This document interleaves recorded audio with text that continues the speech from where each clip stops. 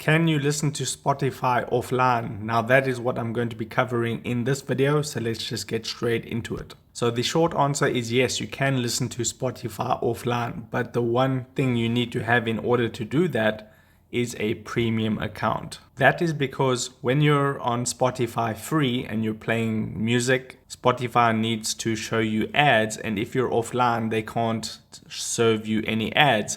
So that is why Spotify premium users can download the songs and then listen to them offline because they're paying for the service, therefore they don't need to get any ads. So the way you would go ahead and download a song, so let me just go, if you go to a playlist, let me go to this playlist for example, you can see a little download button over there. You would tap on that to download your music of that playlist. You can go into a podcast and do the same. You'll notice a download button right over there, and then when you want to listen to them offline, you can enable offline mode.